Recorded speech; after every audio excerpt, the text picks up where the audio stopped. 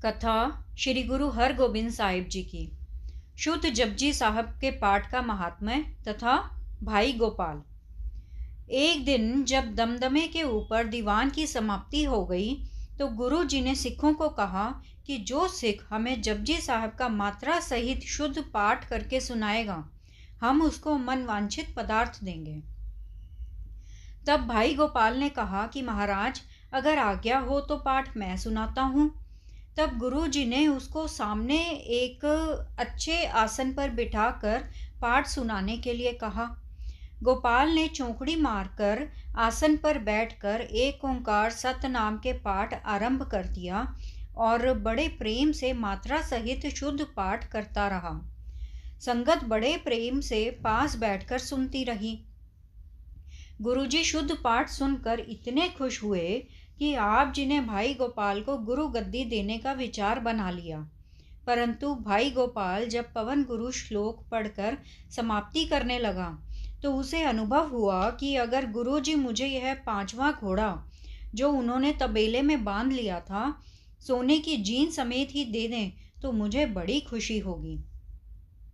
जब समाप्ति हो गई तो गुरु जी ने कहा कि भाई गोपाल, तुमने एक तुच्छ चीज के लिए इच्छा धारण की है, इस कारण तुम अपना मनेच्छित घोड़ा लेकर मन की खुशी पूरी कर लो। हम तो तेरा शुद्ध पाठ सुनकर तुझे गुरु गद्दी देने को तैयार हो गए थे। गुरु जी ने वचन किया कि शुद्ध गुरवाणी पढ़ने का बहुत महत्व है। आप शुद्ध वाणी पढ़ने का यत्न किया करो। नए नगर का नाम श्री हरगोबिंदपुर रखना। गुरु जी का सूबा जालंधर से युद्ध और व्यास नदी के किनारे नया नगर बसाने की खबर जब बाबा बुड्ढा जी को अमृतसर में हुई तो आप जी भाई गुरदास जी आदि सिखों को साथ लेकर गुरु जी के पास गए। सारा नगर बनता देखकर बाबा जी ने कहा, इसका नाम गुरु जी के नाम पर श्री गुरु हरगोबिंदपुर रखना ही उपयुक्त होगा, जिसे गुरु जी ने स्वीकार कर लिया और यही नाम प्रसिद्ध हो गया। कुछ दिन गुरु जी के पास निवास करके बाबा बुड्ढा जी की आज्ञा लेकर अपने गांव रमदास जाने लगे तो आप जी ने प्रार्थना की कि बादशाह, मेरी यह प्रार्थना है कि अंत समय मुझे आपके दर्शन हो जाएं। गुरु जी ने कहा कि बाबा जी, आपकी इच्छा पूरी हो जाएगी। बाबा बुड्ढा जी का परलोक गमन। गुरु जी के पास से जाकर 2 महीने के बाद बाबा बुड्ढा जी को संदेश आ गया कि मेरा अंत समय आ गया है, आप जी आकर दर्शन दो। संदेश मिलते ही गुरु जी अपने साथ घुड़सवारों का एक जत्था लेकर गांव रमदास बाबा जी के पास पहुंच गए। गुरु जी के दर्शन करके बाबा जी बड़े खुश हुए और कहा कि मेरे पुत्र भाने का बाजू आप जी के हाथ में है, आप जी ने इस पर कृपा दृष्टि रखनी है। तदुपरांत तीसरे दिन बाबा जी ने गुरु जी को नमस्कार किया और चादर तान कर लेट गए। रबाबियों ने कीर्तन आरंभ कर दिया, जिसकी धुन में गुरु जी का ध्यान करते हुए बाबा जी शरीर त्याग कर परम ज्योति में लीन हो गए। गुरु जी ने बाबा जी के मृत शरीर का अपने हाथों संस्कार किया और तदुपरांत 17वीं वाले दिन भाई भाने को पगड़ी बंधवा कर बाबा बुड्ढा जी की जगह गद्दी पर बिठा दिया। गुरु जी यहाँ से वापस हरगोबिंदपुर चले गए। बाबा जी का देहांत 14 माघ संवत 1688 को हुआ था। गुरु जी ने करतारपुर के दर्शन करने। एक दिन श्री हरगोबिंदपुर से शिकार खेलते हुए गुरु जी भाई भाने के पास रमदास आ गए। 2 दिन विश्राम करके गुरुजी भाई भाने को साथ लेकर श्री गुरु नानक देव जी के स्थान करतारपुर दर्शन करने रावी से पार चले गए। वहां गुरु स्थान पर कड़ा प्रसाद की देग भेंट करके आप जी ने सबको बांटी। फिर गुरु जी ने रावी से इस ओर आकर गुरु नानक साहिब जी के डेरा बाबा नानक के दर्शन किए। बाबा लक्ष्मी दास जी के सुपुत्र धर्मचंद जी ने आप जी की बहुत सेवा की और जाते समय गुरु जी ने डेरे की भेंट पर 1000 रुपये देकर अरदास कराई। तदुपरांत गुरु जी भाई भाने के साथ रमदास आ गए और कुछ दिन विश्राम करके वापस हरगोबिंदपुर पहुंच गए। अमृतसर दिवाली का मेला। गुरुजी श्री हरगोबिंदपुर आकर अपने योद्धाओं को युद्ध का अभ्यास और 2 समय दीवान लगाकर सिख सेवकों को दर्शन उपदेश देकर निहाल करते और योद्धाओं के युद्ध निमित्त व्यास नदी के किनारे शिकार करके अनेक जानवरों की मुक्ति करते। इस प्रकार कौतक करते हुए जब दिवाली का समय नज़दीक आ गया तो भाई बिधि चंद की प्रार्थना स्वीकार करके गुरुजी दिवाली का मेला मनाने के लिए अमृतसर आ गए। शहर के सब लोग आप जी के दर्शन करने आए और खुशियां प्राप्त करके निहाल हो गए। तदुपरांत गुरुजी ने एक सिख को गोइंदवाल भेजकर माताजी और साहिबजादे को गोइंदवाल से मंगवा लिया। उधर से पेंदे खां भी अपने गांव से आ गया।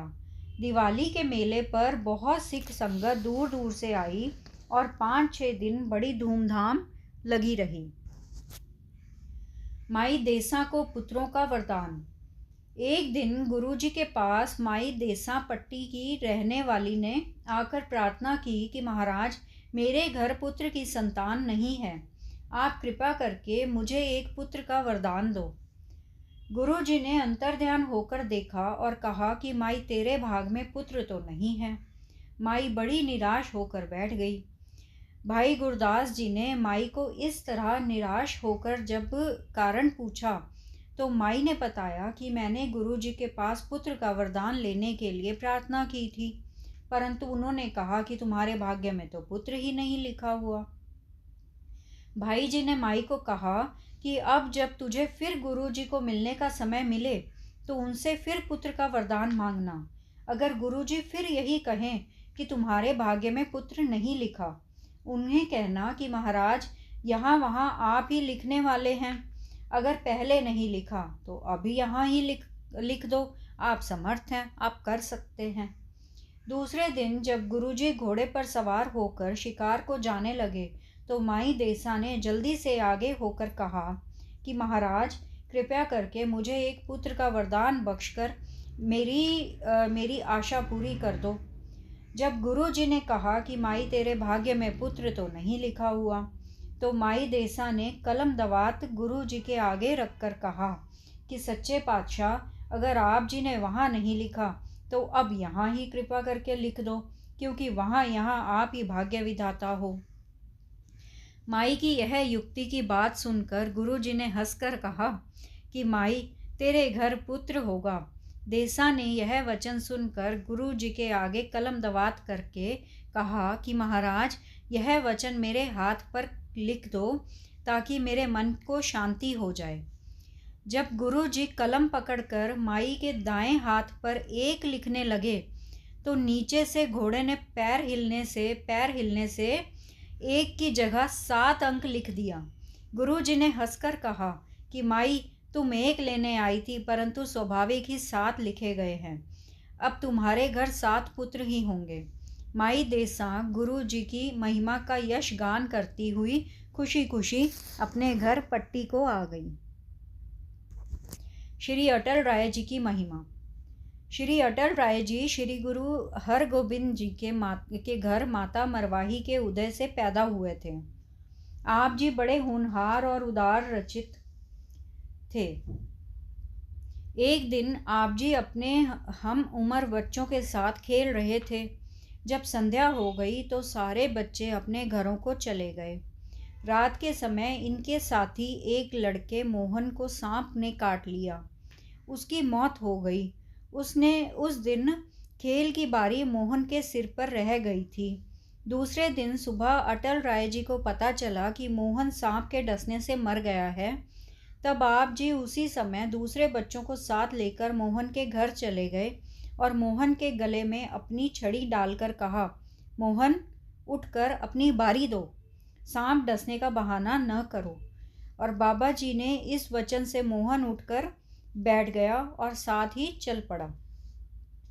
यह खबर सुनकर श्री गुरु हरगोबिंद जी कुछ समय के लिए चुप हो गए और जब अटल राय जी खेल कर आए तो गुरु जी ने कहा कि बेटा, एक मयान में 2 तलवारें नहीं समा सकती।